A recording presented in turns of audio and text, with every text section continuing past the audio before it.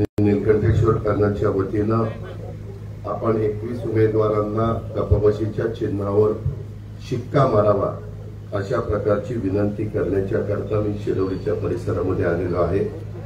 आपण सगळेजण ह्या सभेला उपस्थित राहिला त्याबद्दल शिरवलीकरांचं, त्याचबरोबर माळेगाव सहकारी साखर कारखान्याच्या कार्यक्षेत्रातल्या उपस्थित मान्यवरांचं, सभासद बंधू भगिनींचं, पत्रकार मित्रांचं स्वागत करतो। आजच्या या सभेला उपस्थित असणारे विश्वासराव देवकाते पाटील, केशवराव बापू जगताप, राजवर्धन शिंदे, मदनराव देवकाते, विश्वासराव आठवडे, दत्तोबा येळे, ॲडव्होकेट रवींद्र माने, रोहित घनवट, अविनाश गोपणे, लक्ष्मण जगताप, सुनील भगत, राजेंद्र वाबळे, बाळासाहेब वाबळे, रणजित मा, महादेवीताई बागव, आपल्या सरपंच, उत्तमराव कोणकुले, निशिकांतजी निकम, मंगलताई कोणकुले, राजेंद्र वांदल, अविनाश राऊत, राजेंद्र धुमा, अनेक माझे सगळे सहकारी इथं आहेत। मी सगळ्यांची नावं घेत नाही, परंतु श्री नीलकंठेश्वर पॅनलचे उपस्थित असणारे काही उमेदवार, जमलेल्या बंधू भगिनींनो, माझ्या तरुण मित्रांनो, आज सगळ्यांना मी उद्याच्या होणाऱ्या 22 तारखेच्या निवडणुकीच्या निमित्तानं जे काही आपल्याला मतपत्रिका मिळणार आहेत त्याच्याबद्दल सुरुवातीला माहिती देतो। आपल्याला अ वर्गाचं मतदान करायला जाल त्यावेळेस पहिल्या तुम्हाला 3 मतपत्रिका दिल्या जातील। त्याच्यात एक पांढऱ्या रंगाची असेल, एक गुलाबी रंगाची असेल आणि एक त्या ठिकाणी तिसरी पिवळ्या रंगाची असेल।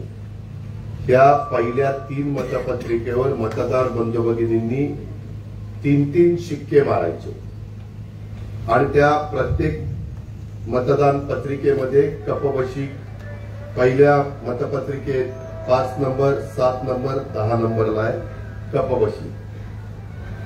तुम्ही चौथी शिक्का मारला तर मत बाद होईल। सिंगल वोटून कृपा करून कोणी घेऊ नका। काही जण वेगळ्या प्रकारची चर्चा करतात, मागं असं झालं, मागं तसं झालं, झालं गेलं ते गंगेला मिळालं। मला अनेकदा माळेगाव सहकारी साखर कारखान्याच्या वेगवेगळ्या निवडणुकीमध्ये काय काय घटना घडलेल्या आहेत त्याचा इतिहास काढायचं म्हटलं तर खूप वेळ जाईल आणि त्या उकरून काढण्यात काही अर्थ नाही। दुसऱ्यांदा तुम्हाला मतपत्रिका म्हणजे त्याच्यातच दुसरी गुलाबी मिळेल, तिथंही 1 नंबर, 10 नंबर आणि 15 नंबर आपल्या नीलकंठेश्वर पॅनलच्या उमेदवारांच्या खुणा आहेत कपबशी। नंतर पिवळी मतपत्रिका त्याच पहिल्याच ह्याच्यात मिळालेली असेल, तिथं 1 नंबर, 10 नंबर, 11 नंबर या 3 कपबशीच्या खुणा आहेत, तिथं शिक्के मारायचे। हे पेटीत टाकल्यावर तुम्हाला 4 मतपत्रिका मिळणार आहेत, तिथं मात्र 3 नाही 2-2 शिक्के मारायचे। मी का सांगतो, कारण छत्रपतीचा मध्ये निवडणूक झाली त्यामध्ये अनेकांनी मतबाद झाली, लोकांना कळलंच नाही कुठं 3 मारायचे, कुठं 2 मारायचे, कुठं 1 मारायचं। त्याच्यामुळे दुसऱ्यांदा 4 मतपत्रिका तिथले अधिकारी देतील, त्यावेळेस पहिले हिरवी असेल त्याच्यात 2 नंबर आणि 7 नंबरला कपबशी आहे, दुसरी या कलरची असेल साधारण भगवी, त्याला आपल्याला 2 नंबर आणि 5 नंबरला कपबशीला खूण मारायची आणि तिसरी अशी फिक्कट निळी, त्याला 4 नंबर आणि 7 नंबरला फुली शिक्का मारायचा। मी फुले मार चुकून म्हणतोय, शिक्का मारायचा, त्याच्या पुन्हा पेरणी फुली मारायला यावायला बाद होईल। तिथला शिक्का तेच घ्यायचा आणि तोच ठोकायचा। नंतर पुन्हा शेवटी तुम्हाला 3 मतपत्रिका मिळणार आहे, त्याच्या चौथी त्याच्यामध्ये महिलांची ती असल्या कलरची फिक्कट कलरची, तिला 3 नंबर आणि 9 नंबरला आपली महिला आहे कपबशी, तिथं 2च फुल्या मारायच्या, शिक्के मारायचे। म्हणजे दुसऱ्यांदा 4 मिळालेल्या तिथं 2-2 प्रत्येक ह्याच्यावर शिक्के मारायचे आणि तिसऱ्यांदा तुम्हाला 3 मतपत्रिका देतील, त्याच्यात पहिल्या मतपत्रिकेमध्ये 4 नंबरला आपली कपबशी आहे, दुसऱ्या मतपत्रिकेमध्ये 3 नंबरला आपली कपबशी आहे आणि तिसऱ्या मतपत्रिकेमध्ये 4 नंबरला आपली कपाशी आहे, तिथं एक एकच शिक्का मारायचा आहे. अशा पद्धतीनं पहिल्या 3 मतपत्रिकेमध्ये 3-3 शिक्के, दुसऱ्या 4 मतपत्रिकेमध्ये 2-2 शिक्के, तिसऱ्या 3 मतपत्रिकेमध्ये 1-1 शिक्का. मी म्हणाल बारक्या पोराला शिकवण्यासारखं शिकवतो, पण आता काय करू, मतबाद झाली म्हणून मी सांगतो. कधी कधी आमच्याकडे पण मतदान आमदारातनं खासदार होतो. आता अलीकडं ते आम्हाला तिथं बसणाऱ्या आमच्या एजंटला दाखवावं लागतं. नवीन पद्धत सुरू केली घोडे बाजार कमी करण्याकरता, की बाबा राष्ट्रवादीचा तिथं मी जर बसलेलो असेल तर राष्ट्रवादीच्या लोकांनी तिथं शिक्का मारल्यावर मला दाखवून ते टाकायचं. जे एजंट असतील त्यांनी ते दाखवायचं, त्याच्यावर तिथं वाद होत नाही. पण आमदारांच्यातनं आमदार जे आम्ही निवडून देतो तिथं कधीतरी गडबड होते. शेवटी माणूस आहे, कधी कधी टेन्शन येतं, कधी कधी अस्पष्ट दिसतं. पण मतदान पण माझ्या माहितीप्रमाणे 6 वाजेपर्यंत आहे. सकाळी 8 ते संध्याकाळी 6 वेळेमध्ये या आणि मतदान करा. 37 मतदान केंद्रावर तुमची मतदानाची व्यवस्था केलेली आहे. आता हे शिक्के हे सगळे घेऊन आमचे कार्यकर्ते तुमच्याकडे शिक्का घेऊन ते पॅड घेऊन येतील आणि ते तुम्हाला सांगतील असं मारायला. तुम्ही म्हणू नका कोणा मला सांगा आता मी करीन. आम्ही तुम्हाला जे आमच्या विचाराचे त्यांनी ऐकून घ्या, ते करा आणि त्यांना सहकार्य करा. हे आम्ही आता 2-3 दिवसात करतोय. 22 तारखेला सकाळपासून आज सुरू केलंय. 22 तारखेला सकाळपासून मतदान आहे. उद्या पण माझ्या मला वाटतं 4 सभा ठेवलेल्या आहेत आणि परवा सांगता सभा माळेगावला ठेवलेली आहे. आजची इथली सभा झाल्यावर कामेश्वर आणि माझी पंढराला सभा आहे. त्याच्यानंतर उद्याच्याला माझी खांडजला, त्याच्यानंतर उंडवडी, कडेपठार, करावागज आणि शेवटची सांगली आणि परवाची माळेगाव अशा सभा आहेत. शिरोडीकरांनो, तुम्हाला थोडासा माझ्याबद्दल तुम्ही नाराज आहे त्याची मला जाणीव आहे. मी त्याच्याबद्दल बाळासाहेबांशी बोललो, त्याच्यामध्ये मी रणजितशी बोललो, त्याच्यामध्ये इतर काही सहकार्यांशी बोलण्याचा प्रयत्न केला. साहजिक आहे तुम्हाला प्रतिनिधित्व मिळालं नाही. शिरोडीकरांनो, प्रतिनिधित्व कशा करता लागतं तर आपले जे काही प्रश्न असतील ते आपल्या कारखान्याच्या माध्यमातून सोडवले गेले पाहिजे. नोकरी ज्यावेळेस भरती असते नोकर, त्यावेळेस आपल्या गावाला प्रतिनिधित्व मिळालं पाहिजे. मी आपल्याला तुमच्या गावामध्ये येऊन तुमच्या मंदिराच्या साक्षीने इथं सांगतो की मी उद्याच्याला माझे 21 उमेदवार माझ्या सहित तुम्ही निवडून दिले तर मी तुम्हाला 5 वर्षाच्या करता उत्तम महाराष्ट्रातला भाव देणार, उच्चांकी भाव देणार आहे. हा माझा शब्द आहे. मला काय आत्ताच फक्त येऊन मतं मागायची नाही, पुढे पण मला जिल्हा परिषद, तालुका पंचायत, मार्केट कमिटी, दूध संघ, खरेदी विक्री संघ, बारामती बँक, पीडीसीसी बँक अशा पद्धतीच्या आमदारकी, खासदारकी या निवडणुकीला मला यावंच लागणार आहे.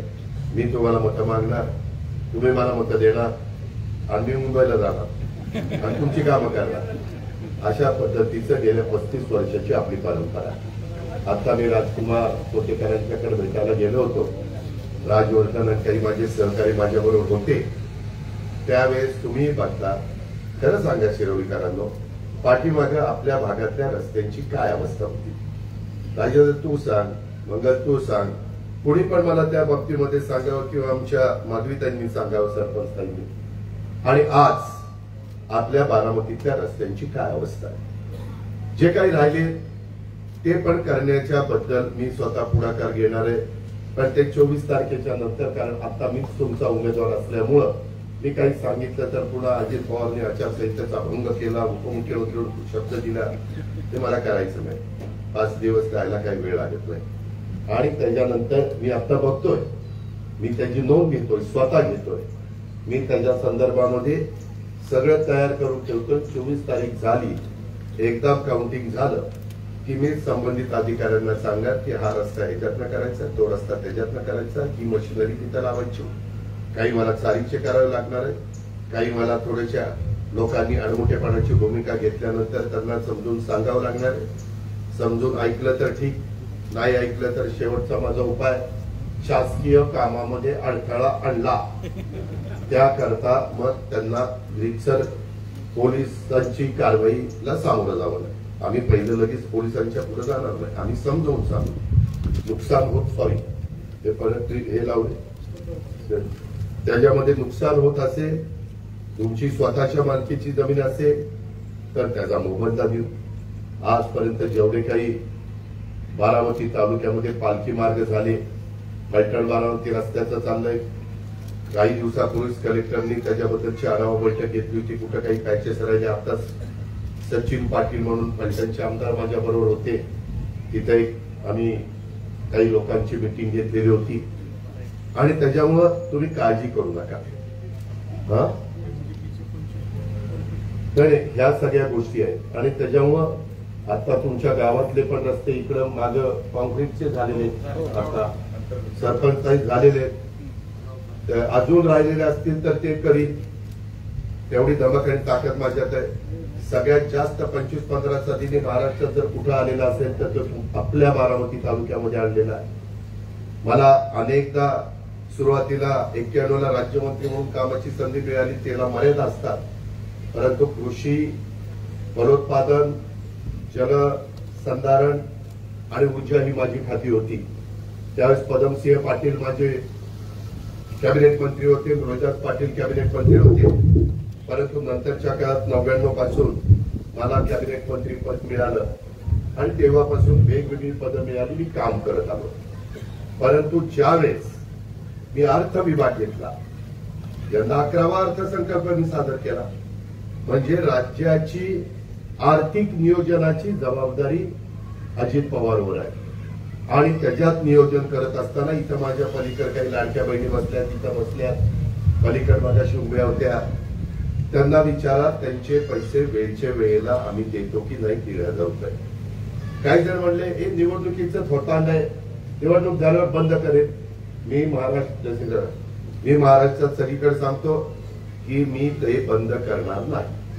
माझ्या लाडक्या बहिणींना निधी देत असताना देवेंद्र फडणवीस, मी, एकनाथराव शिंदे, आम्हाला 45,000 कोटी रुपयाचा भार उचलावा लागलाय, तो आम्ही उचललाय.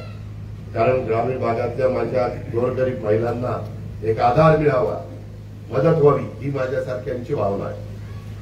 हे पहिल्यांदा राज्याच्या इतिहासात घडलं.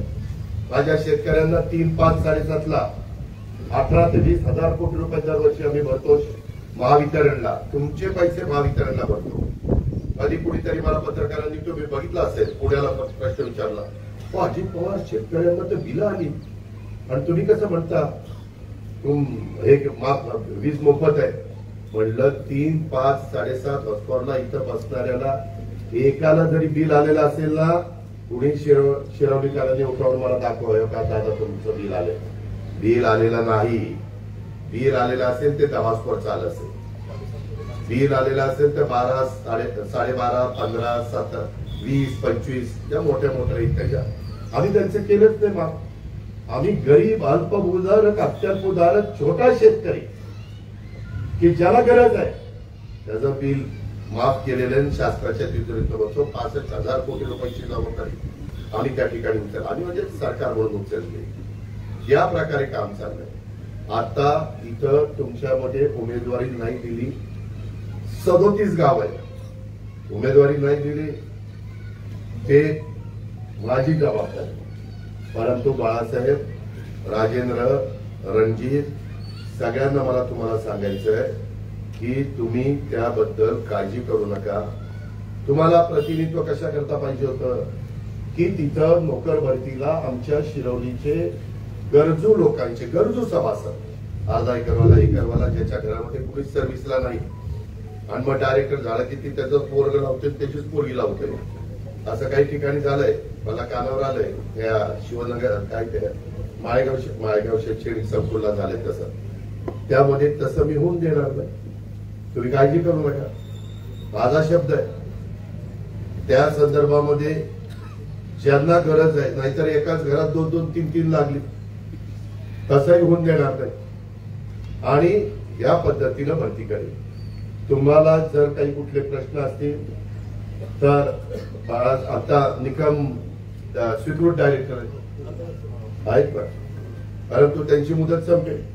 काही गोष्टी माझ्या हातात आहेत ना स्वीकृतच्या, आम्ही करून दाखवले ना. त्यावेळेस जे गाव मला जास्तीत जास्त मतदान करेल तिथं स्वीकृतची जागा मी दिली. आपला शब्द आहे, त्याच्यामध्ये तुम्ही काळजी करू नका. त्यामध्ये मी आता त्यांची भाषणं ऐकतो. काल मला कॅबिनेटला जायचं होतं. कशाला गेलो? एआयचं करून द्यायला. आज पेपर वाचा. काल कॅबिनेटने निर्णय घेतलेला आहे, राज्यातल्या शेतकऱ्यांना साधारण 500 कोटी रुपयाची तरतूद. तुम्ही उसावर ठिबक असेल तर एआय करा. एआय म्हणजे कृत्रिम बुद्धिमत्ता, त्याला लॉंग फॉर्म आहे आर्टिफिशियल इंटेलिजन्स. ते करायचं असेल तरी तुम्ही करू शकता. त्याच्यातनं तुमची पाण्याची बचत होईल, त्याच्यातनं तुमची खताची बचत होईल. तुमचा 60-70% ऊस निघत असेल, तुझा बाळासाहेब किती निघतो? कुठे गेला बाळासाहेब? किती निघतो टनेज ऍव्हरेज? 60-65. माझाही तेवढाच निघतो, काळजी करतो. मी पण आता यायचा माझा 70-75 एकर ऊस असतो. माझा एकट्याचा नाही, माझ्या परिवाराचा. त्याच्यामुळं मी पण एआयची ऑर्डर दिलेली आहे. त्याच्यामध्ये माझी ऐपत आहे, त्याच्यावर मी माझ्या खर्चाने करणार. परंतु इतरांना आम्ही काही शासनाची सवलत देणार नाही. ज्याला गरज आहे त्याला सवलत दिली पाहिजे. आणि त्याच्यातून आता बाळासाहेबांचं त्या बाबतीत उत्पन्न 60-65 असेल तर ते आम्ही 90 पर्यंत घेऊन जाणार. 90 पर्यंत घेऊन गेल्यानंतरच बाळासाहेबांचा फायदा होणार. 25 टनांनी टनेज वाढलं तर साधारण आपला भाव 3500च्या पुढेच असतो. 25 तरी 75 तसे पैसे त्यांना मिळतील. त्या प्रकारे 25-5-1,600 वरचे 25-1,500 म्हणजे साधारण 90,000 रुपये. बरोबर आहे ना? कारण मी फायनान्स मिनिस्टर, म्हणजे आपल्या चुकायचं नाही. तर 90,000 रुपये जास्तीचे मिळतील.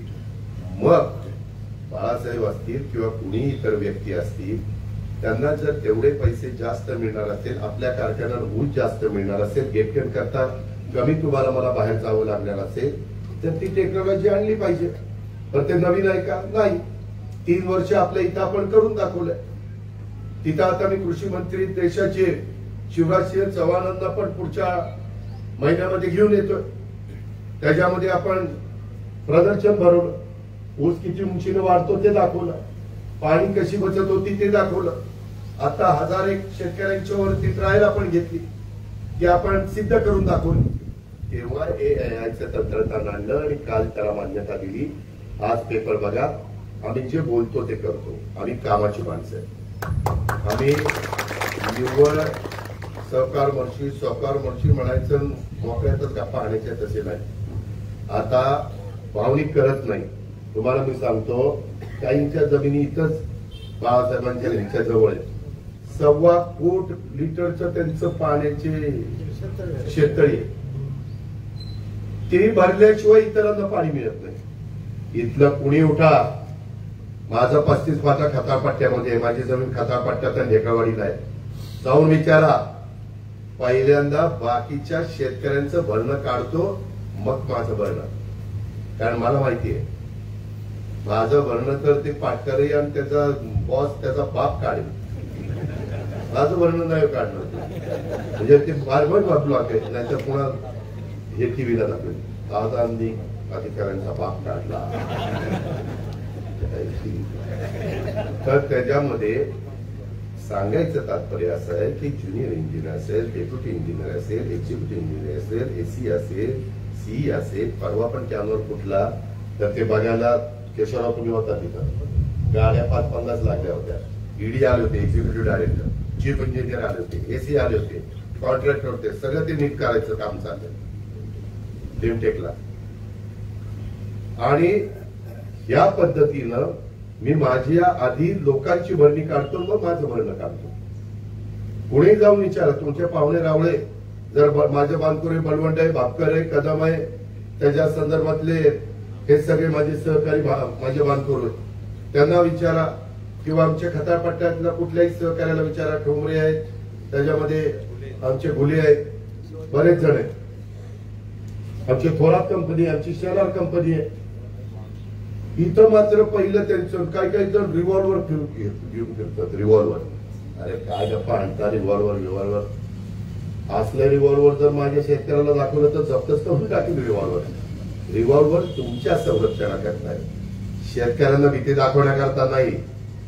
तुमच्या वस्तीवर तुम्ही जात असताना काही वाटमाऱ्या झाल्या, काही कुठं दरोडा पडला, कुठं चोऱ्या झाल्या, तर त्यावेळेस आपण रिव्हॉल्वर किंवा 12 बोर ती आपण काढतो. पण हे जे काही प्रकार ते बरोबर नाही. हे मला बाळासाहेबांनी स्वतः सांगितलं. काय बाळासाहेब तुम्ही सांगितलं ना, हे असं नाहीच पाहिजे. आणि स्वतःला सहकार मर्ची म्हणवायचं आणि लोकांना असा त्रास द्यायचा, हा धंदा श्री नीलकंठेश्वर पॅनल करणार नाही. त्याच्यामुळं तुम्हाला ज्या कुठल्या अडचणी येतील त्यामध्ये आम्ही शिरवलीकरांना, मी शिरवलीचा डायरेक्टर समजा, राजेंद्र भरत तुमचा डायरेक्टर शिरवलीकरांना समजा. आणि पॅनल टू पॅनल तिथं गाळागाळी करू नका. गाळागाळी केलेली दिसणार आहे. द्यायचं तर दिलदारपणे मला खुश करायचं काम करा. तुम्हाला 5 वर्ष खुश करायचं काम घ्या. त्याच्यामध्ये कमी पडणार नाही. जसा बारामतीचा चेहरामोहरा बदलला तसा माळेगाव सहकारी साखर कारखान्याच्या परिसराचा चेहरामोहरा बदलून टाकेल. राहिलेले पण कुठले रस्ते ते पण सगळे डांबरीकरण करून देईल, साऱ्या चांगल्या करून देईल. माझ्या शिरवलीला, माझ्या खांड्यातला, माझ्या निरावाजाला जो काही खराब पाण्याचा प्रश्न आहे तो 7,500 टनाची कॅपॅसिटी बघून तो केलेला होता. त्याच्यामध्ये एसटीपी केलाय, बाकीच्या सगळ्या गोष्टी केल्या, पण पाणी 7,500 ऐवजी क्रशिंग 9,500 झालं. त्यामुळे 9,500चं पाणी निघतंय. जाहिर कॅपॅसिटी 7,500. आता 2,500चं काय करायचं? दत्तोबाकडे आहे. दत्तोबाला विचारा. नगरपंचायतीला 8 कोटी रुपये एसटीपीला दिलेले. माळेगाव नगरपंचायतीला एक 4 कोटीचा एसटीपी, एक दुसरा 4 कोटीचा एसटीपी त्याला दिलेले आहेत. का तर माझ्या माळेगाव सहकारी साखर कारखान्याच्या 19,750 सभासदांचा पैशाची बचत व्हावी म्हणून मी 4 वर्षात जाऊन बघा रेकॉर्ड, माळेगाव नगरपंचायतीला 350 कोटी रुपये दिले. नगरपंचायत झाल्यावर जास्त पैसे देता येतात. देण्याचं काम आपल्या हातात होतं. आपण 350 कोटी रुपये दिले.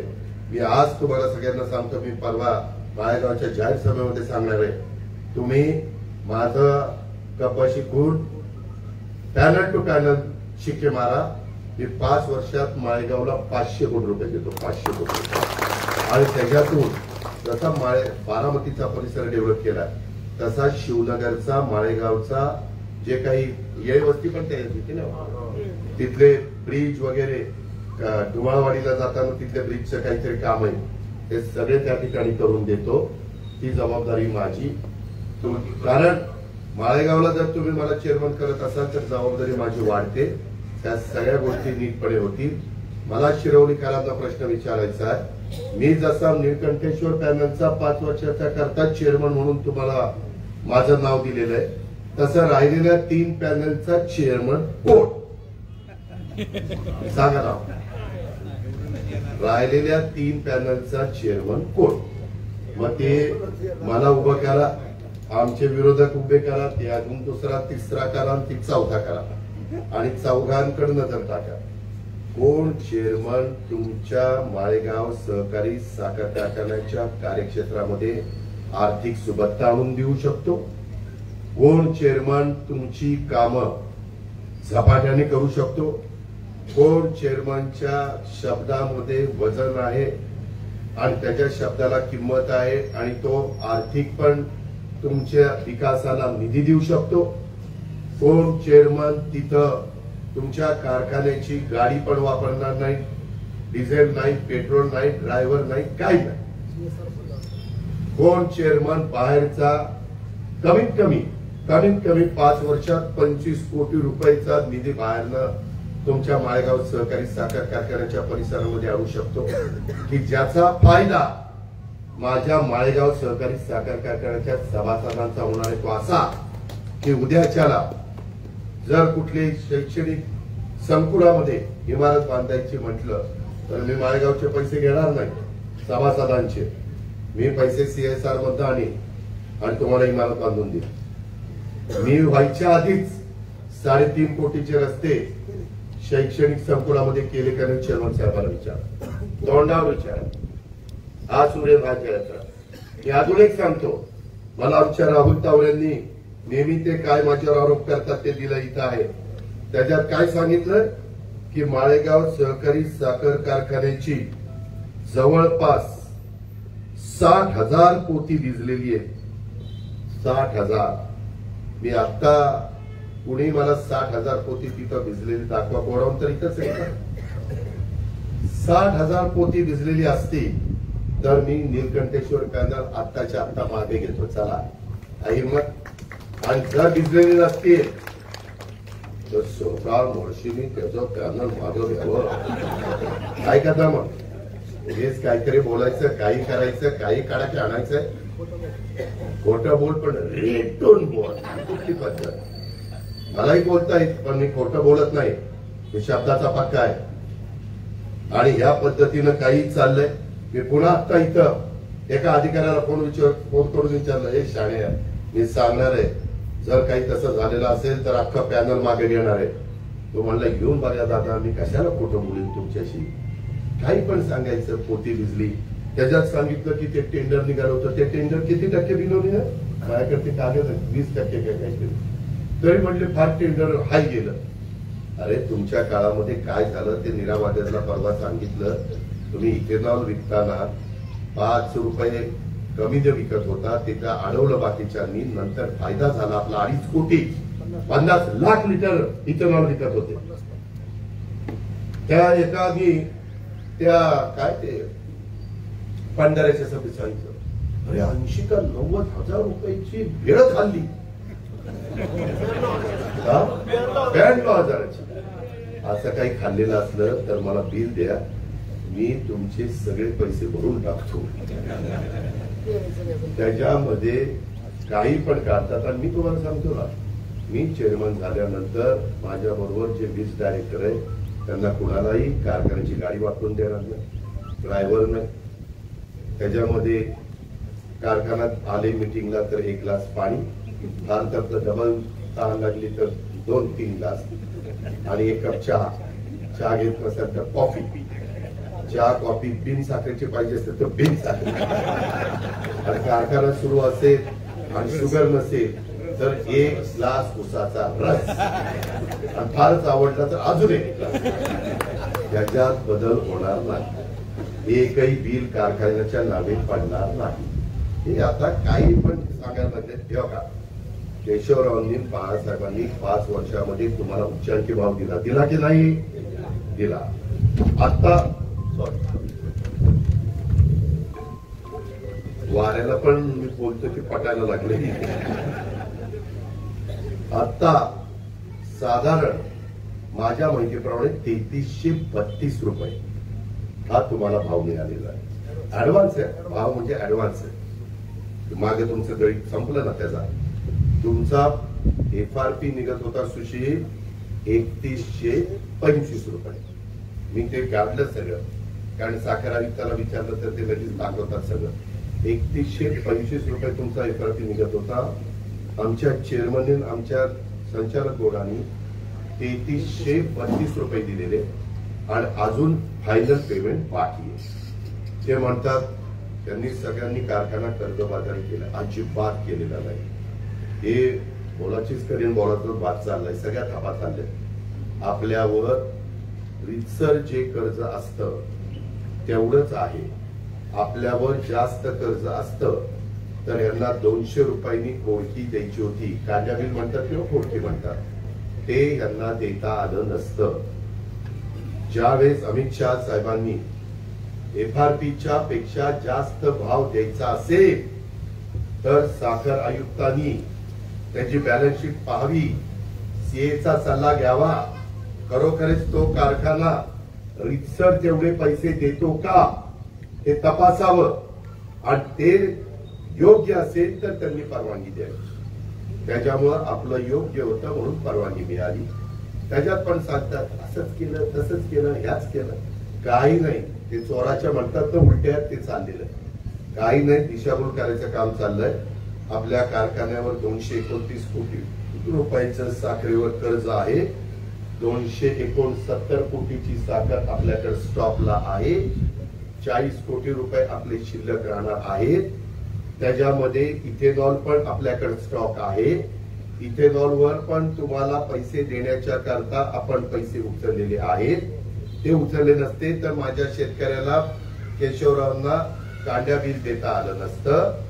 पुन्हा तुमचं काही अडचण असते, वेळच्या वेळेला पैसे मिळाले तर बरं असतात. जून मध्ये आपल्या शेतकऱ्यांना लागणी करायची असतात, सराणी करायची असतात, खतं बेसरडोस टाकायचा असतो, वेगवेगळ्या प्रकारच्या मशागती करायच्या असतात, तणनाशक करायचं असतं. मुलांच्या जून मध्ये शाळा चालू असतात, काहींना ऍडमिशन द्यायचे असतात, पैसे भरायचे असतात वगैरे वगैरे. त्याकरता एक परंपरा पडली. पहिलं पेमेंट जे काही कारखाना सुरू झाल्या कमी रिकव्हरी असते, त्यामुळे आता इथं मदनराव तलावच्या 85 8.5 रिकव्हरी म्हणल्यावर 85 किलो साखर टनातनं 85 किलो साखरेला 85% रक्कम. मात्र महिन्यानी 1.5 महिन्यानी रिकव्हरी 10.5 11 पर्यंत पोहोचली. 11 झालं म्हणजे एका टनातनं 110 किलो साखर, एका टनातनं 85 किलो साखर, एका टनातनं 110 किलो साखर. वरची साखर 25 किलो वाढली की 25 ला 85% प्रमाणे जो भाव असेल ते पैसे देतो पीडीसीसी बँक. विचारा त्या तत्वाला, विचारा त्या संभाजीला किंवा रणजितला. हे साधा गणित आहे. आणि मग त्याच्यामुळं म्हणले ह्यांचे खासगी कारखाने, त्यांच्या कारखान्याला कमी भाव मिळावा, द्यायला लागावा म्हणून यांना ताब्यामध्ये पाहिजे. अरे आता माझ्या पण ताब्यात सोमेश्वर कारखाना आहे ना, कुठे कमी भाव दिला? आता माझंच बोर्ड होतं ना, मी चेअरमन केशवरावांना केलं ना, बाळासाहेबांना केलं ना, भाव दिले नाही का? उगीच एवढे चांगले भाव दिले. महाराष्ट्रात इतर ठिकाणी कारखाना असताना समोर पॅनल उभं राहिलं नसतं. राजू शेट्टींनी शेतकरी संघटनेच्या नेत्यांनी कोल्हापूर, सांगली, सातारला सांगितलं अजित पवारच्या नेतृत्वाखाली चाललेल्या सोमेश्वर माळेगावचा भाव राज्यामध्ये नंबर 1 चा आहे, ते देऊ शकतात. तुमची रिकव्हरी जास्त असताना तुम्ही का देऊ शकत नाही? मी म्हणत नाही, राजू शेट्टी सांगत होते. आणि काय गप्पा आणतात? माझं समजून उमजून घ्या. काय उमजून घ्या, काय समजून घ्या? माझा घ्या समजून उमजून, त्याचं काय घेऊन धडधाकट आहे. त्यांचं आता वय झालं, आराम करा, घरी बसा, आराम करा. आपलं पूर्वीच्या काळात काय केलं ते आठवा. म्हणजे जे चांगलं केलेलं असेल ते आशीर्वाद द्या, शुभेच्छा द्या, चुकलं तर दाखवा. पण तेही दाखवलं नाही. 5 वर्ष तर कारखान्यात निवडून जाऊन आले नाही. तुम्ही काय काय एक एक पुढे हल्ली तिकडे हल्ली आले निवडून, गेले का 5 वर्ष? ड्रायव्हर वापरला. आता म्हणतात ते दिल्ली विंचीचा होता. अरे दिल्ली विंचीचा होता तरी वापरला ना, कारखान्यात न जाता वापरला. बाकीच्यांना का ना एवढे माझे सभासद 19,750, त्यांनाही वापरायला पाहिजे. मी या सगळ्या गोष्टी बंद करणार आहे. त्याच्यामुळं बाळासाहेब, राजेंद्र, रणजित, बरं झालं तुम्हाला चान्स नाही लागला. काहीच नव्हतं. उलट मनाला निकम कुठे निकम, तुम्हाला पण समाधान माना की राव हे ह्याच्या बरोबर बरं झालं नाही गेलो, काहीच नाही ना. हे कपच्या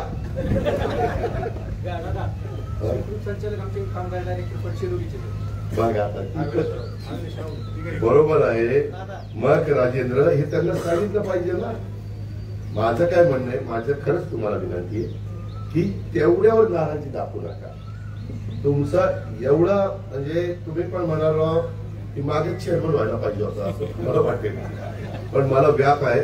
ते बाकीचे म्हणतात की ह्यांच्याच बावकी म्हणलं. अरे ती मासिक मिटिंग दर महिन्याला घ्यावी लागती. आणि बाबा तिकडे जाऊन बसणार. अरे मी दर आठवड्याला इथे येतो ना. मी मिटिंग घेईल ना. सकाळी माझी मिटिंग 6ला घेईल. तुझ्या काय काकाचं मी सांगेल ती मिटिंग. त्याच्यामुळं तिथं मीटिंग घेऊन लोकांचे प्रश्न सुटल्याचे कारण, आणि आपल्याला सगळं ऊस तोड नियमाने होणार, त्याच्यात 19-20 होणार नाही, त्याच्यामध्ये हा जवळचा हा लांबचा हा भेदभाव केला जाणार नाही, जातीचा पातीचा नात्याचा गोत्याचा विचार केला जाणार नाही, सगळा समाज हा आपला समजून त्यांना न्याय देण्याची भूमिका घेतली जाईल, कुठेही कामगारांच्यावर अन्याय केला जाणार नाही, तोंड बघून प्रमोशन पण केलं जाणार नाही, कुठलंच काही केलं जाणार नाही, जे असेल ते नियमाने. मग अडचण कशात आहे? तिथं आल्यानंतर कुणी कामगार असेल, आमच्या उजव्या बाजूला बसणारा असला तरी ते कामगार म्हणून आल्यावर, अधिकारी म्हणून आल्यावर त्यांनी कामच करायचं, सुट्टी झाल्यावर त्याला काय बोलायचं, गप्पा आणायच्या, काय राजकारण करायचं ते त्यांनी करावं. ही सगळ्यांच्यावर बंद. मी डायरेक्टरच्या जवळचा आहे, मी डायरेक्टरचा मुलगा आहे, मी नाही, मी सही करून बाहेर जाणार, मग तुला कायमचं बाहेर जावं लागेल, तुला राजीनामा द्यावा लागेल, हे लाड कुणाची मी चालू देणार नाही. बरं, मी ते केलंय. राज्य सहकारी बँकेमध्ये मी 1 वर्ष चेअरमन होतो. मित्रांनो, तुम्हाला माहिती नाही, काही लोक बाहेर न यायचे, पुण्यावरून मुंबईला यायचे, मग यायचे. माझं टायमिंग होतं, त्या टायमिंगला ते नाही आले तर मी रजिस्टर घेतलं, माझ्या चेअरमनच्या समोर ठेवलं आणि म्हणलं या बरं सह्या करा. एकही सही केली नाही, सही केली, दुसऱ्या दिवशीपासून तुम्हाला वेळेत यायला लागली. शेवटी नियम सगळ्याला सारखा. प्रशासनावर पकड पाहिजे, आपली प्रशासनावर पकड आहे, त्याच्यामध्ये काम झटपट करून पाहिजे, मी झटपट काम करून देणार आहे. वैयक्तिक एखादं काम माझ्याकडनं होणार नाही, पण सार्वजनिक ज्या गोष्टी असतील त्या करण्याच्या करता मी तुम्हाला बांधील आणि माझं संचालक बोर्ड बांधील. कुठेही माझ्या माळेगाव सहकारी साखर कारखान्याच्या 19,750 सभासदांचा कमीपणा होईल असं कुठलंही काम मी कुणाकडनं करू देणार नाही. हे मी उद्याच 8 वाजता, तो उमेदवार कुठे उद्या तुला प्रताप किती वाजता बोलवलंय, तुला किती वाजता बोलवलंय? सकाळी 8ला सगळ्यांना बोलवलंय. आणि त्या 2 महिला आहेत ना, आमच्या मुळमुलेताई आणि आमच्या कोकळेताई, त्यांनाही म्हणलं तुम्ही पण या, तुमच्या नवऱ्यांना पण घेऊन या. म्हणजे नवऱ्यांना नाही, नवऱ्याला म्हणजे ते घेऊन या. आणि राजवर्धनलाही बोलवलं, केशवरावलाही बोलवलंय, आणि मला वाटतं अजून कोणाला, ह्या सगळ्यांना बोलवलंय. 7 नाही 8 वाजता. 8 वाजता मी आधीच सांगतोय, 8 वाजता. मी काय 6 वाजता बोलू, पण तुम्हाला सगळ्यांना आंघोळी पांघोळी करून द्या आपल्या 8 वाजता केलं. आणि सगळ्यांना उद्याच माझ्या भाषेमध्ये सांगा, मी या सगळ्यांचे उद्या राजीनामे घेणार आहे. उद्या कुणी जर चुकलं तर जसं एका कारखान्यामध्ये चुकल्यानंतर त्याचा राजीनामा घेतला आणि त्याच्या जागी दुसऱ्याला संधी दिली, त्याच समाजाच्या माणसाला दिली आणि त्याला वैश्यवण केला. मी जे बोलतो ते करून दाखवतो. ते म्हणतात अजित पवार सहकार मोडीत काढायला निघाला. हो, सहकार मर्शी तुम्ही 50-55 वर्ष काम करताय सहकारात. जे काही खरेदी विक्री सांगत, आता इथं माने वकील बसला कुठे, त्याला विचारा. दूध संघाचे चेअरमन, खरेदी विक्री संघाचे चेअरमन, मार्केट कमिटीचा विश्वास बसलाय, तेव्हा काय विश्वास इथे आहे शिवसोबतचा. त्याला मार्केट कमिटीला, आपल्या सर्वांच्या बारामती मार्केट कमिटीला, शेतकऱ्यांची मार्केट कमिटी 3 वर्षात किती पैसे दिले? 3 वर्षामध्ये 125 कोटी रुपये दिले बाहेर. मी सहकार मोडीत काढा निघालो. 125 कोटी रुपये दिले म्हणजे मोडीत. अरे तुम्ही 1.25 रुपये पण कधी दिला नाही रे. तुम्हालाही संधी मिळालेली होती त्यांना. तुम्ही राईट हँड म्हणून काम करत होता. तुम्ही रुसायचा तरी ते रुसणं सहन केलं, तुम्ही फुगायचा तरी ते फुगणं सहन केलं, तुम्ही प्रचाराला बाहेर पडायचा नाही तरी ते सहन केलं. आणि मग स्वर्गीय आप्पासाहेब काका जायचे, समजावून सांगायचे. झालं की नाही? ही वस्तुस्थिती आहे, मी खोटं नाही बोलणार. या पद्धतीचं जे काही आहे, इथं आम्ही रुसणार नाही, फुगणार नाही, आम्ही कामच करणार आणि चोख करणार. ते प्रदूषण पण जे झालं, मी मगाशी बोलायचं राहिलं, मी बाळासाहेबांना पण सांगितलं, त्याच्याही संदर्भामध्ये नवीन नवीन टेक्नॉलॉजी निघते, त्यांना बोलवणार. आणि काय आपल्या पंकजाताईच मुंडे पर्यावरण खात्याच्या मंत्री, त्यांनाही मी परवा कानावर घातले, कारण मी बीडचा पालकमंत्री. त्याच्यावर त्यांचा काही काम माझ्याकडे असणार. मग मी म्हणणार पंकजा हे काम आपण करू, पण आपल्याला हे काम करायचं, तुम्ही काळजीच करू नका. बरोबर कुठं नाक दाबायचं ते दाबतो. तुम्ही फक्त शिक्का आणा, दुसरं काही नाही. Panel to panel. आणि परत ते सभेला आले ना, त्यांना म्हणून ते अजित पवार म्हणतोय ते तो चेअरमन होणार आहे आणि दुसऱ्या तिघांचे चेअरमन कोण, नावं तरी सांगा ना म्हणावं.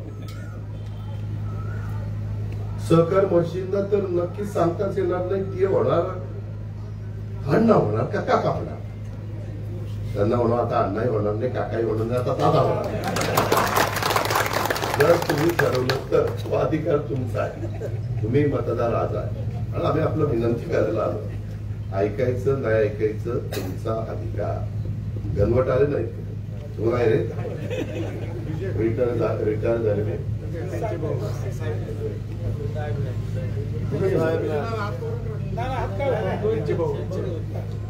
तर सगळ्यांनी पॅनल टू पॅनल चालवा.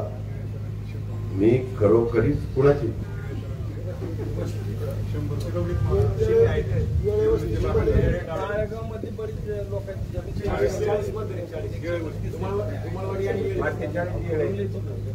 ठीक आहे, ज्यांची कुणाची असतील त्या मान्यवरांना आमची हात जोडून विनंती आहे. आपल्याला 5 वर्ष अतिशय उत्तम प्रकारे सर्वोत्तम भाव देण्याच्या करता आपला माळेगाव सहकारी साखर कारखान्याचा नावलौकिक वाढवण्याच्या करता मी मगाशी विश्वास सांगितलं की त्याला 125 कोटी रुपये वेगवेगळ्या ठिकाणी कुठं कुठे दिले त्याला जाऊन विचारा. किंवा अरविंद जगताप तर पंधराच सचिव, त्याला जाऊन विचारा. खरेदी विक्री संघाचे किती पेट्रोल पंप उभे केले तुम्ही विचार. मेळची जागा सरकारी जागा दिली. अहो तिथं येण्या बाबळी आणि पाणी असायचं, जाऊन बघा तिथं पेट्रोल पंप कसा झाला. तिथं उंडवडीकडे पठारला पेट्रोल पंप कसा झालाय, चुप्याला कसा झालाय. आता माझा दूध संघाचा पंप ते शेजारी जुना चुपेचा आपल्या बिल्डिंगचा तोही चालू करतोय. परवाच मिटिंग झाली. बरेच लोक म्हणायचे दादा कसब्यातला पंप चालू करा, तोही करतोय. आता सहकार वाढावा म्हणूनच करतोय ना. दूध संघाला आता 15 कोटी दिले, आता 30 कोटी देतोय, 45 कोटी रुपये देतोय. त्याच्यातनं नंदन पशुखाद्याचा नवीन कारखाना उभा करतोय.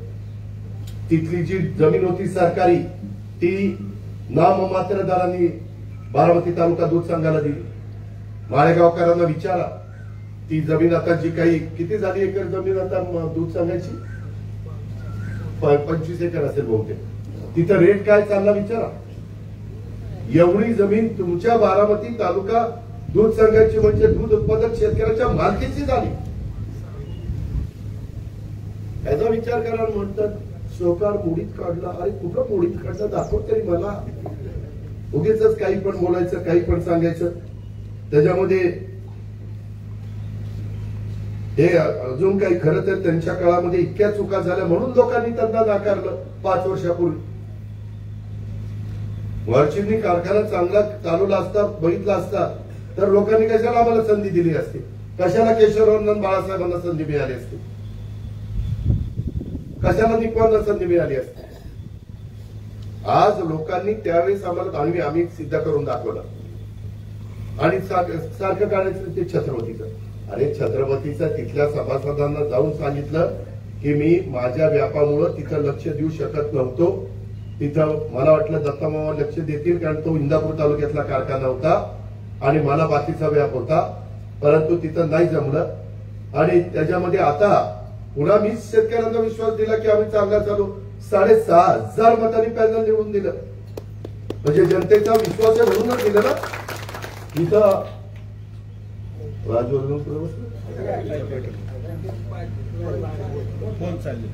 राजवर्धन शिंदेला विचारा, तो माजी चेअरमन आहे त्या सोमेश्वरचा. सोमेश्वर पण असाच भाव देताना जरा अडचणीत आला. मी शब्द दिला कारखाना टाळ्यावर नाही आला तर अजित पवार आमदारकीचा फॉर्म भरणार नाही. सोमनाथ होळकरांच्या कार्यालयामध्ये जाहीरपणे सांगितलेलं होतं सोमेश्वर पॅलेसला.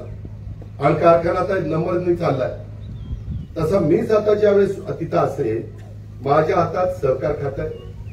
कारण मीच बाबासाहेबांना सहकार मंत्री केला. त्याच्यावर साखर आयुक्त सहकार कुठली अडचण आपल्याला येणार नाही. आपल्याला एआयचा वापर करायचा आहे. उद्याच्याला तो कृषी खात्याकडे काम आहे.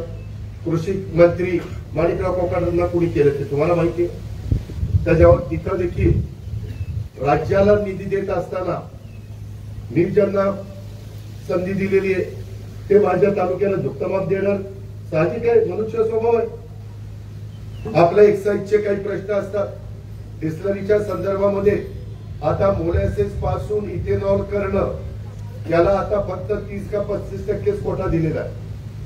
30%, 65% कोटा ग्रेन बेस टू इथेनॉलला दिलेला आहे. त्यामुळं आपल्याला आता पुढं याच डिस्लरीमध्ये काही मॉडिफिकेशन करून ज्यावेळेस मळी असेल त्यावेळेस मळीपासून इथेनॉल करणं आणि मळी नसेल त्यावेळेस खराब तांदूळ जो असतो जो माणसांच्या खायच्या योग्यतेचा नसतो गोडाऊन भरून ठेवावे लागतात. कारण एखाद्या वर्षी दुष्काळ पडला तर मग माणसांना काय खायला घालणार. त्यावेळेस पाऊस काळ चांगला झाला तर तो तांदूळ हा अशा कामाच्या करता दिला जातो. त्याच्यातून इथेनॉल तयार केलं जातं. आता बारामतीमध्ये त्या भारत फोर्टच्या अलीकडे त्या पद्धतीचा कारखाना आहे.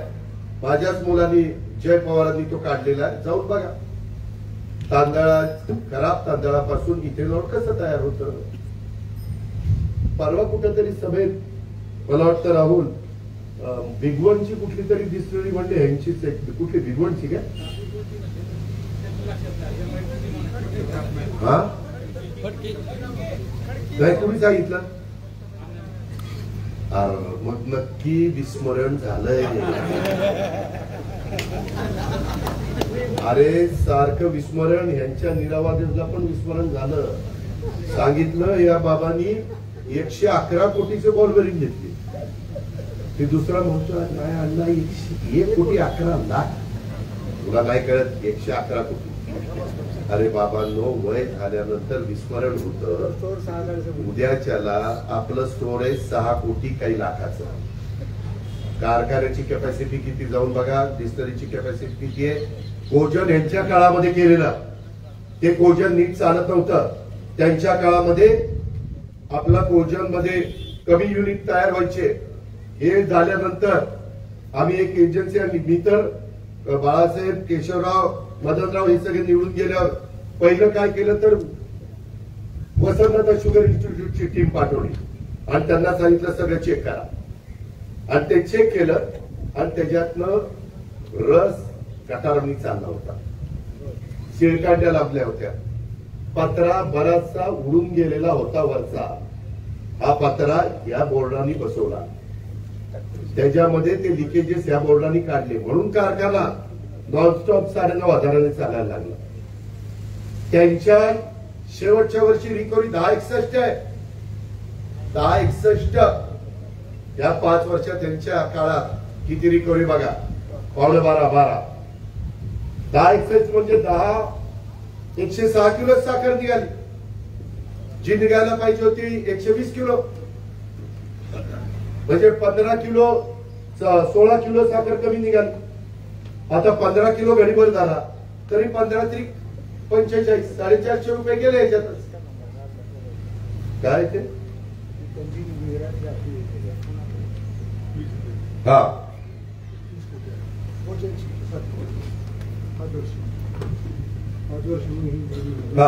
5 वर्षामध्ये बाळासाहेब आणि केशवराव चेअरमन असताना त्यांनी 30 कोटी 87 लाख युनिट 5 वर्षात इथं आकडे खोटं बोलणार नाही.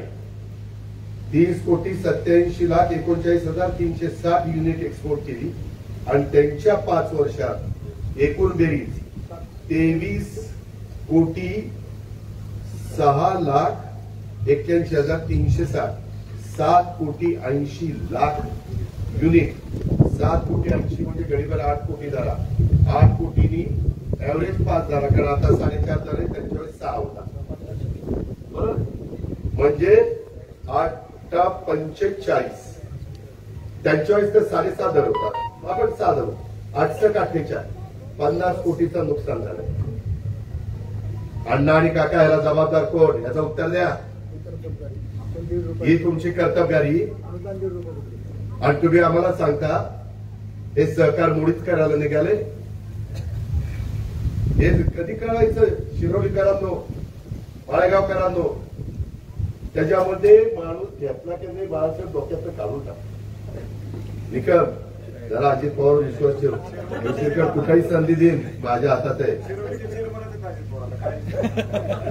शिरोलीचे नाही, 19,700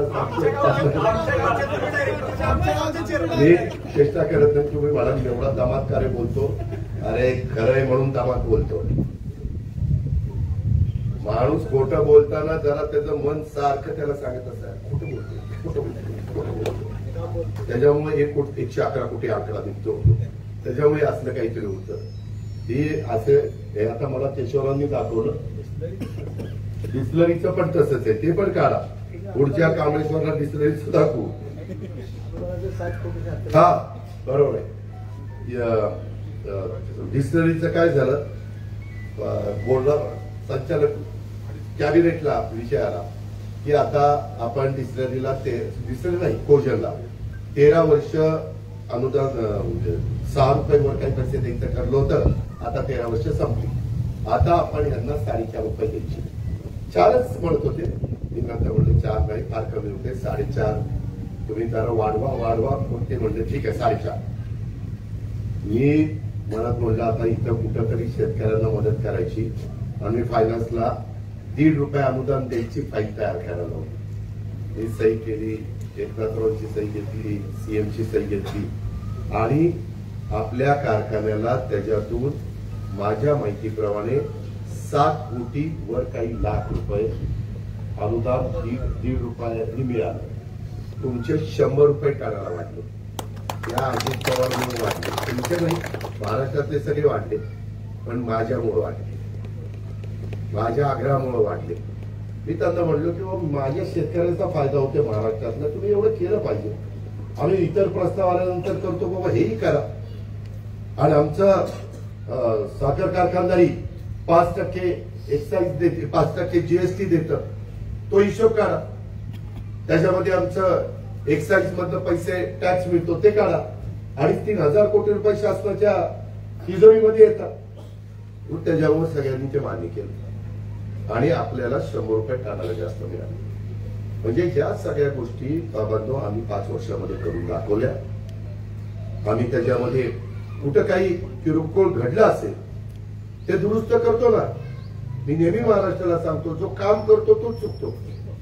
कामच करत नाही ती कसा चुकेल? सारा कामच करत नाही. साखर विक्री बघा आता एक केशवराव तर काय काय द्यायला लागले. 15-16 साखर विक्री 21-20 सरासरी होती. त्याच वर्षी सोमेश्वरची 300.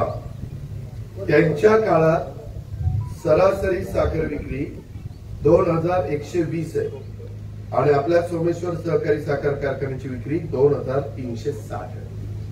इथंच 240 रुपये इथं झटका बसला. 100 पूर्ण वर्षभर ही पद्धत आहे. सरासरी झाली. ह्याच्यावरचे बोला ना तुम्हाला. लाख क्विंटल आपण अरे ह्याच्यावर बोलल्यानंतर घरीच जावं लागेल ना. कशाला बोलतील? त्याच्यामुळे काय भेळ खाल्ली आणि हे खाल्लं. अरे कशाचं आलंय काय? हा मासे खाल्लं. 5 वर्षावर ह्या 5 वर्षावर बोला ना तुम्हाला. तुम्ही श्री निळकंठेश्वर पॅनलच्या 5 वर्षाची कारकीर्द डोळ्यासमोर ठेवा. तुम्ही आता जरा अभ्यास करा. सभासद बंधू वगैरे तुमचा प्रपंचाचा प्रश्न आहे. उद्या जिल्हा परिषद तालुका पंचायतीचा सदस्य, आमदारकी, खासदारकी चुकीचा उमेदवार गेला तरी 4 विकासाची कामं कमी होती. डायरेक्ट प्रपंचावर परिणाम होत नाही. पण साखर कारखान्यामध्ये चुकीची लोक गेल्यानंतर परिणाम होतो. 5 वर्ष त्यांची कारकीर्द काढा. आताच आम्ही तुमची कोजनच्या बद्दलचं उदाहरण दिलं. कोजनचं दिलं ना, कोजनचं दिलं आणि साखरेचं पण दिलं. त्याच्यामध्ये त्यांनी कमी केलं ना. त्याच्यामध्ये मागे त्यांच्या काळामध्ये 2.5 कोटी रुपये इथेनॉल त्याचा दर त्यांनी कमी केला होता ना. विकायला निघाले होते ना. या पद्धतीचा त्यांचा कारभार आहे. त्यांना बोलणार कोण? इथं आम्ही कुठेही चुका होऊन देणार नाही आणि आम्ही सगळ्या गोष्टीचा वापर करू, VSIचा वापर करू, ज्याची चांगली टेक्नॉलॉजी आहे त्याचा वापर करू. मी तर अनेकांना सांगितलं AIचा वापर करू. मी तर अनेकांना सांगितलं एखाद्या व्यापारी असेल आणि समजा त्या व्यापाऱ्यांनी कुठलं टेंडर भरलंय महाराष्ट्रातलं आणि ते त्यांनी घेतला 3850 आणि आमचं टेंडर घ्यायला आला आणि मी त्याला सांगितलं ते 3850 गेलं, माझं 3860 किंवा 70 तुला घ्यावं लागेल. जेव्हा नाराज दादा ती 10 रुपये कसं, अरे मी म्हणेल ना तुला काय जाते 10 रुपये वाढवायला, तू इथं वाढव, तुझं कुठेही बी बाकीचं करून दे. ते ऐकणार ना, कारण त्या व्यापाऱ्यांची इतके वेगवेगळ्या प्रकारचे अडीअडचणी प्रश्न असतात. ती 10 रुपये तसंच मला वाढून दे. उद्याच्याला खरेदी करताना एखादा रोडचं काम आहे आणि ते आम्हाला कोल्हापूरला पाठवावं लागतं, बरोबर. आणि त्यांना मी सांगेन की शिरगावकर तुम्ही टेंडर हे भरलंय, मी इतर कारखान्याची कामं तुम्हाला देईन, पण हे टेंडर समजा 20 लाख आहे ना, तुम्ही 19 लाख करा. ते ऐकणार नाही का माझं? केव्हाही ऐकणार, कारण त्याला पुन्हा भीती आहे. नाही ऐकलं की तिच्या आला पुढं काय आपल्याला काम करत. त्याच्यामुळे मित्रांनो, कुठल्याही अँगलनी मी तुमचा प्रमुख झाल्यानंतर आपल्या माळेगाव सहकारी साखर कारखान्याच्या 19,750 सभासदांचा फायदाच होणार आहे. आणि आता जाता जाता एकच शेवटचं सांगतो, त्यांनी काय सांगितलंय, सहकार वाचवण्यासाठी शेतकऱ्यांच्या मुलांनी एकत्र येऊन शेतकऱ्यांच्या हितासाठी उभा केलेला कारखाना उभा केला शिरबेकरांनी, कारखाना उभा केला करंदीकरांनी, कारखाना उभा केला जाधवरावांनी, कारखाना उभा केला दावऱ्यांनी, कारखाना उभा केला कोकऱ्यांनी, कारखाना उभा केला जगतापांनी, कारखाना उभा केला मुळीकांनी, कोणकुल्यांनी. त्यांनी कारखाना उभा केला आणि हेच आपलं चाललंय. असं झालं तसं झालं, तुम्ही काय केलं आणि म्हणे ते 11 नवीन गावं घेतील आणि खोटं प्रोसेसिंग वगैरे काही केलं जाणार नाही. आणि म्हणतात उद्याच्याला यांच्या ताब्यात कारखाना दिला तर ताबडतोब संचालक मंडळ 11 गावं पुन्हा माळेगाव कारखान्याला जोडली जातील. अरे कारखाना आत्ता पण माझ्याच ताब्यात आहे ना, करायचं असतं तर आत्ताच केलं असतं, नाही केलं. शेतकऱ्यांच्या हिताचं होतं तेच केलं, नुसतं ते नाही. त्या ताई जरा बाजूला बसा, माझं भाषण होऊ द्या, मी तुमचा कागद घेईल, नाहीतर तेवढंच दाखवत बसतील टीव्ही वाले. बघा दादांच्या सभेत ताई आल्या आणि मध्येच कागद दिला. ते परवा असंच झालं, 2-3 घोषणा दिल्या, दादांच्या सभेमध्ये गोंधळ, त्यांना तर उद्योगच नाही. तर ह्या पद्धतीनं या गोष्टी मी काय सांगत होतो, 11 गावांच्या संदर्भात मधी मला मदनराव तुम्हाला आठवत असेल काहींनी सांगितलं की डिस्टरी त्या ठिकाणी वाढवू नका. मी नाही वाढवली, ईश्वरांना सांगितलं आपल्याला डिस्टरी नाही वाढवायची. पहिल्यांदा माझ्या शिरवळीचं, माझ्या खांडचं, माझ्या निरावगतचं, माझ्या नदीकाठच्या गावाचं दुखणं दूर केल्याशिवाय आपण त्या गोष्टी करायच्या नाही. नाहीतर लोक म्हणतील काहींचा फायदा करायला जातो आणि आमचं मातीत घालतो, असं नाही होणार. त्याच्यामुळं अशा कुठले ज्याच्यातून माझ्या शेतकऱ्यांच्या सभासदांचं हित साधलं जाणार नाही, ती गोष्ट श्री नीलकंठेश्वर पॅनलच्या संचालक बोर्डाकडनं केली जाणार नाही. हा माझा तुम्हाला सगळ्यांना शिरवलीकरांना शब्द. आणि म्हणून हे जे काही आता काहीतरी काढतात आणि निवडणुका डोळ्यासमोर ठेवून 23 कोटी रुपये डोक्यावर ठेवून 3636 रुपयाचा बाजारभाव दिला. अरे 3636 रुपये बाजारभाव दिल्यानंतर आता 3332 ऍडव्हान्स दिला ना, त्याचा काय संबंध आहे? त्यांचं म्हणणं की तो बाजारभाव आम्ही कर्ज काढून दिला, ते कर्ज असतं तर आम्हाला 200 रुपये खोडकीला देता चालत असते. तुम्हाला मी सांगतो की छत्रपती कारखान्याचे बापूंना परवा 25 कोटी रुपये पाहिजे होते, 12 कोटी रुपये त्यांनी उभे केले, 37 कोटी रुपये भरल्याशिवाय त्यांचं नवजुवन होत नव्हतं. आपण कसं करतो नवजुवन तसं. त्याच्यामुळं त्यांनी मला सांगितलं येऊन, दादा तुम्ही सांगितलं सगळ्या लोकांच्या देखत की छत्रपती कारखाना बापूंच्या नेतृत्वाखाली चालेल आणि अजित पवार दत्ताभाऊ भरणे अडचण आल्यानंतर त्यांचं सर्वस्व पणाला लावतील आणि त्या मदत करतील. आता मला 25 कोटी रुपये कमी पडले, आता मला मदत करा. म्हणलं खरं आपण बोलून गेलो म्हणलं. पण नंतर मी बापूंना बसवलं एक फोन उचलला, पुणे एकाला सांगितलं 25 कोटी दे, 8 दिवसाकरता पाहिजे. तो मला नाही म्हणू शकला नाही, 25 कोटी रुपये देतो म्हणला. परंतु दुसऱ्या दिवशी बापूला फोन केला आणि आमच्या एमडीला फोन केला छत्रपतीच्या. म्हणले दादांनी सांगितले ते करायला, परंतु स्टॅम्पवर लिहून घ्यावं लागेल, सह्या तुमच्या लागतील, माझ्या लागतील, म्हणजे त्या दोघांच्या, आणि मग अग्रीमेंट नंतर 25 कोटी रुपये देतो. बापूंनी सांगितलं और हे ते अग्रीमेंट मागतंय, सह्या मागतंय, स्टॅम्प मागतंय, सगळं काही करतंय. पुन्हा त्याला फोन केला, म्हणलं अजित पवारची पद 25 कोटी रुपये नाही का? त्यांनी नाही दिले तर ती जबाबदारी माझी. म्हणला 25 कोटी आज RTGS कर. शिरवलीकरांनो रात्री 5 कोटीचा RTGS झालं आणि 25 कोटी जमा झाले. आहे माझ्या समोरच्या पॅनलच्या एकाच्या तरी किंमत की अशा 25 कोटी रुपये उभे करायचे आहे?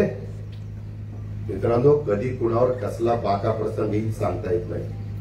माझा तुम्हाला फक्त माळेगाव सहकारी साखर कारखान्याचं भलं करण्याच्या करता, विकास करण्याच्या करता, आणि तुम्हाला उत्तम भाव देण्याच्या करता, शिस्त लावण्याच्या करता, आणि सगळ्यांना योग्य पद्धतीचं वागणूक मिळण्याच्या करता मदत नाही होणार, तर ती मदत होईलच होईल. परंतु त्याचबरोबर कुणाचा दवाखान्याची अडचण आली, कुणाची कुठली बदलीची अडचण आली, कुणाची ऍडमिशनची अडचण आली, कुणाची रस्त्याची अडचण आली, कुणाची चारीची अडचण आली, कुणाची उन्हाळ्यात पाणी सुटण्याची अडचण आली, फाट्याची पाणी, कुणाची कॅनॉलमध्ये उन्हाळ्यामध्ये पाणी सोडण्याची अडचण आली. सगळ्या बाबतीत आपण तुम्हाला उपयोगी पडणार आहे की नाही? यावेळेस सोडलं ना नदीला पाणी,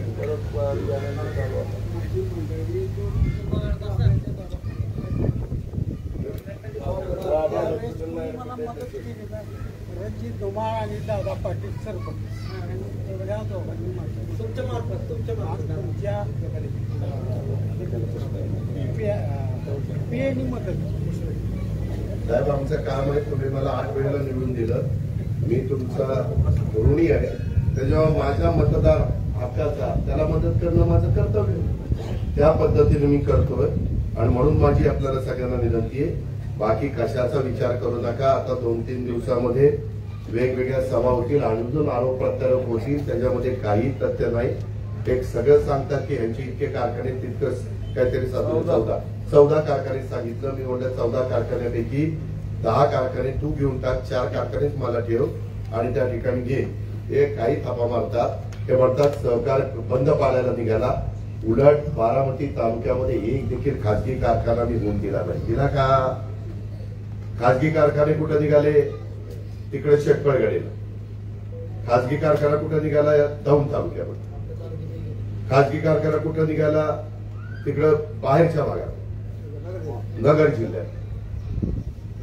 उगीच काहीतरी गप्पा होण्याच्या. आणि ते खासगी कारखाने का निघतात? तर विलासराव देशमुख मुख्यमंत्री असताना त्यांनी सहकारी कारखाने देण्याचा, बंद करण्याचा निर्णय कॅबिनेटने घेतला.